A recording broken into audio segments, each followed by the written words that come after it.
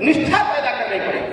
और निष्ठा एक ऐसी मजबूत चीज है उस पर तलवार अक्सर निराधार हो जाती है, बेकार हो जाती है, किसी काम के लिए।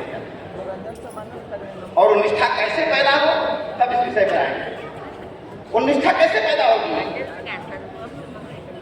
जैसे कोई लड़का जा रहा हो, कोई लड़की जा रही हो, तो ऐ लड़की, लड़का बोलते, लड़की बोलते ऐ लड़का,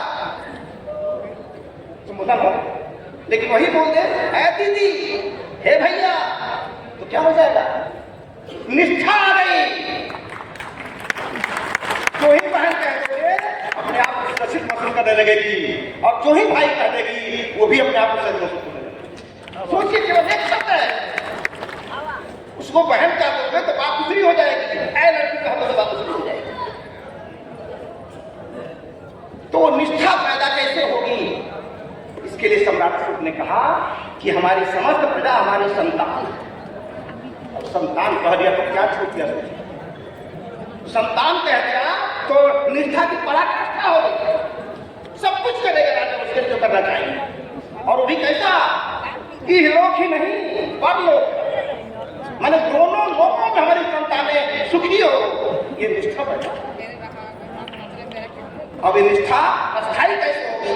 इसके लिए जरूरी है भरोसा और विश्वास। यानी राजा और प्रजा के बीच में भरोसा और विश्वास पैदा होना है। जैसे आज ही आज बोले जनता को, भाइयों तुम लोग मेरे वोटर हो और तुम हमारे नेता, हम तुम्हारे नेता हैं, आप लोग हमारे वोटर हो और हम आपके नेता हैं। इसमें आस्था है।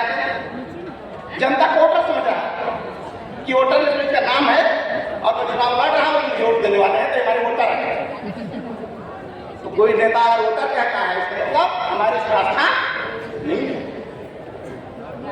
और तलवार की जो धार है, तलवार घंटा 2 घंटे में बनाई जा सकती है, उस पे धार 10-15 मिनट में दी जा सकती है, लेकिन निष्ठा बनाने में और पैदा करने में वर्षों लग जाता है, वर्षों लग जाता है। और उसी निष्ठा का परिणाम है कि आज 2300 साल के बाद भी इतने लोग जन्मदिन मनाने के लिए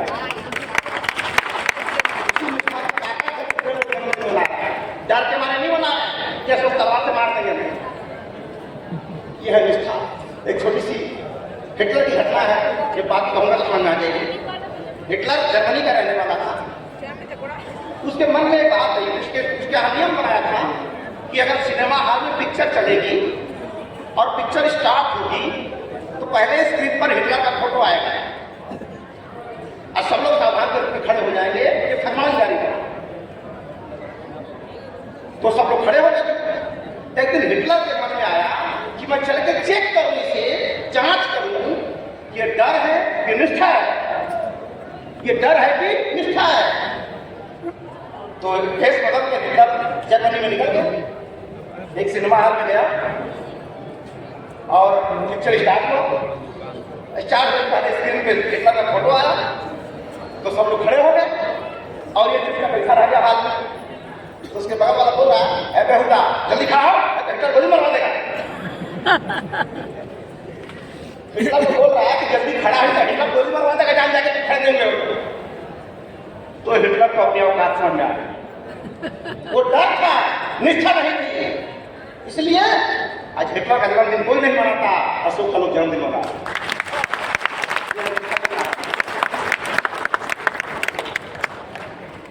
तो सम्राट अशोक कानून के दम पे राज नहीं चलाना चाह रहा है, सम्राट अशोक निष्ठा की ताकत से चलाना चाह रहा है।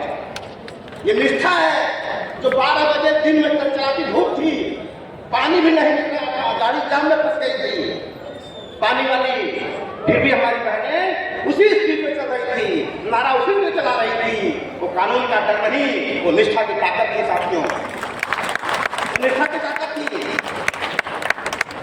तो सम्राट अशोक फिर से सम्राट अशोक की तलवार से उतर हटे जनता में फिर से धम्म की ताकत पैदा करना चाहते। उस सब के लिए हम सभी प्रयासरत हैं, उस सब के लिए कमालुद्दीन सर यहाँ आए, उसी के लिए फादर आए हैं, उसी के लिए नम्रता आई है, उसी के लिए संजय सर आए। बात समझ आ रही है?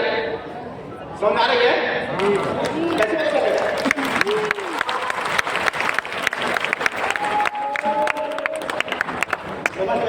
पर दिमाग का ताला खुलना चाहिए।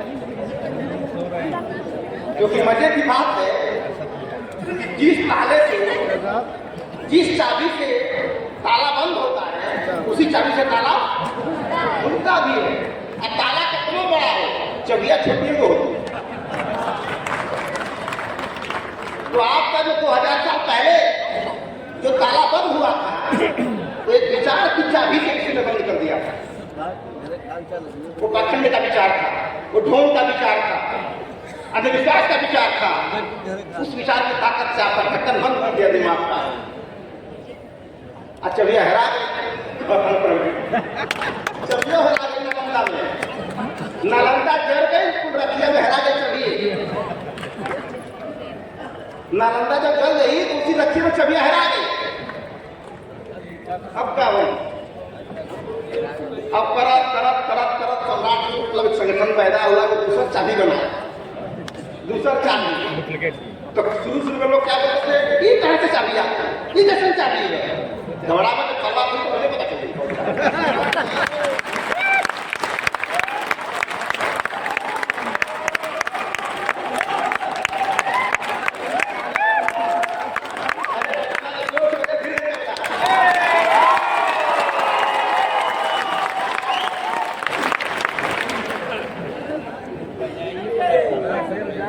तो आपको समझ में आया कि तलवार रखी तो क्या उठा लिया? सोचिए कितना गलत तरीके से कर समय का सब तलवार रख दिया, हम कायर हो गए। क्या करना है? तलवार रखने से कोई कायर हो जाता है? कहाँ लिखा है? कायर उसे बोलते हैं जो मैदान छोड़ के भाग जाता है, उसे कायर कहा जाता है।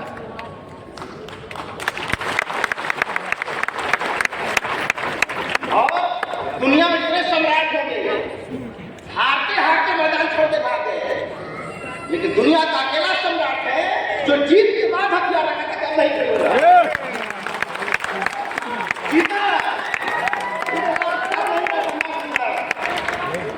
ऐसा नहीं क्रिकेट में पीटते पीटते अब छक्का चौका नहीं बन रहा था, दूर में बाहर निकल गए, ऐसा नहीं है। यहाँ सेंचुरी मार के नहीं खेलूंगा। इसको हल्के मत लीजिएगा, इन चारों का एहसास कीजिएगा, सारी चीजों।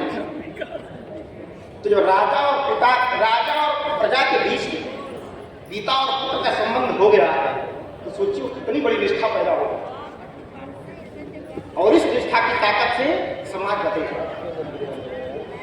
इसलिए कहा जाता है कि राजा का शासन दो तरह का होता है। राजा का शासन दो तरह का होता है। एक जीते जी जो राज चलाता है, यानी अपने देह के द्वारा जो राज चलाता है, उसे दैहिक शासन बोला जाता है। एक राजा ऐसा है जो नहीं भी है, वो मर चुका है, फिर भी उसका शासन चलता रहे, उसे वैचारिक शासन बोला जाता है। लेकिन सम्राट अशोक के साथ क्या हो? सम्राट अशोक जब तक जिंदा थे तो 40 साल तक निर्विरोध शासन किया। 40 साल तक तलवार के दम पे नहीं, निष्ठा के दम पे। और कैसी निष्ठा? तलवार के लिए व्यक्ति के पास चला जरूरी है, उसको मारना जरूरी है, लेकिन सम्राट अशोक के धम को उन सारे राजाओं ने स्वीकार कर लिया जिनको राजा अशोक को कभी देखने का अवसर नहीं मिला, आंख से देखे नहीं। और बहुत से राजा तो अपना नाम बदल लिए, नाम कि अशोक का जो नाम रहेगा, जैसे कुछ लोग होते हैं नेताजी सरकार जैकेट पहनते हैं तो हम सही जैकेट पहने, नेता जैसे मुझ रखते हैं तो हम ऐसा ही कुछ रखेंगे, है नहीं। तो अशोक का जो नाम था, उनके शौर्य इतना फैल गया पूरी दुनिया में कि बहुत सारे राजा अशोक का नाम अपने नाम में ऐड कर लिया। अशोक ने कहा प्रियदर्शी, तो उन्होंने भी कहा प्रियदर्शी। अशोक ने कहा देवानाम प्रिय, श्रीलंका के राजा ने कहा देवानाम प्रिय। नाम रखने लगे आपकी उनकी तरफ, इसको आप हल्के में समझो। कोई आपकी तरह नाम रख ले, सफलता की परिभाषा है। आप कैसे जानो कोई व्यक्ति सक्सेस है? एक से एक कभी सुन लीजिए, कोई व्यक्ति कैसे सक्सेस है, कैसे पता चलेगा? जब लोग आपको फॉलो करने लगे तो समझ लो आप सक्सेस है। लोग आपको फॉलो करने लगे, आपकी तरह बोलने लगे, आपकी तरह पहनने लगे, आपकी तरह चलने लगे, तो समझो यू आर सक्सेस, तब आप सक्सेस। तो अशोक को लोगों ने फॉलो करना शुरू कर दिया। उन्होंने उस धर्म को स्वीकार कर लिया। तलवार की ताकत नहीं, निष्ठा और विचार की ताकत। तो आप सोचो, गलती से ही सही एक ऐसे कुआं में कूद गए हो जो लोक कल्याणकारी कुआं है। लोक कल्याणकारी कुआं है, अगम कुआं नहीं है। अगम कुआं में जो जाता था दुनिया से चला जाता था, खत्म हो गया। और सम्राट अशोक ने ऐसा अगम कुआं बनाया है कि जो गया वो जिंदा हो गया, जो जिंदा हो गया। और उसी का परिणाम कितने सारे लोग आए। तो उसी तरह से तो राजा एक ऐसा होता है जिसका दैहिक शासन होता है, जो देश से शासन करता है, और एक है विचार से। तो 40 साल तक सम्राट अशोक ने देश से शासन किया जब तक जिंदा थे। लेकिन मरने के बाद जब तक उसके विचारों का प्रभाव चलता रहेगा तब सब उसी तरह से माना जाएगा। तो आज देश हमारा जब आजाद हुआ, और आजाद होने के बाद जब राष्ट्रीय ध्वज में हमने अशोक चक्र बना लिया और राजमुद्रा में अशोक का स्तंभ बना लिया, तो ये प्रतीक इस बात का प्रमाण है कि अशोक का दैहिक शासन पहले खत्म हो गया, लेकिन वैचारिक शासन आज भी चल रहा है। आज भी चल रहा है। लेकिन अफसोस की बात है कि जो सरकारें आ रही हैं, जिनको चक्र घुमाना है, वो घुमाना है क्लॉकवाइज, तो घुमा रहे हैं एंटी क्लॉकवाइज। अब तो सरकारें नया नियम बना रही है। बनारस में बहुत सारे पुलिस काशी विश्वनाथ की सुरक्षा में ड्यूटी कर रहे हैं। तो एक नया नियम बना है कि खाकी वक्त नहीं पहनेगी पुलिस, अब लंगोट पहन के ड्यूटी करेगी। लंगोट पहन के ड्यूटी करेगी। ये हालत हो रही है। सोचो कि एक राजा जब कहता है कि समस्त प्रजा हमारी संतान है, इसका मतलब जानते क्या होता है? अब बताइए, किसी का आपने बेटा मान लिया, क्या होगा? उसका फीस कहाँ से जमा हुई, वो कपड़ा से कहाँ से पहनी, वो सूती बैठी कैसे, किसकी जिम्मेदारी है? उसके बाप की, जिसने उसने बेटा बनाया है। तो जब राजा कहता है कि समस्त प्रजा मेरी संतान है, तो जनता की सारी जिम्मेदारी ले लेता है अपने ऊपर और कहता है जिम्मेदारी तो ले ही रहा हूं, जनता का कर्ज मेरे ऊपर है, ये काम करके मुझे उऋण हो रहा है, उसका कर्ज से उऋण होना है, जिम्मेदारी लेता है। और आज का राजा क्या कर रहा है? दिल्ली वाला कह रहा है कि हम सब परम पिता परमेश्वर की संतान है, जिम्मेदारी से मुक्त हो।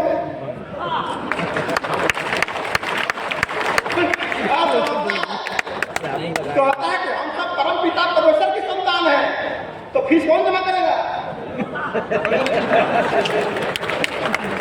पेट्रोल का रेट कौन घटाएगा? डीजल सस्ता कौन करेगा? गैस सस्ता कौन करेगा? परम पिता परमेश्वर, रब जो चाहे वही होना है, तो खिलौना है।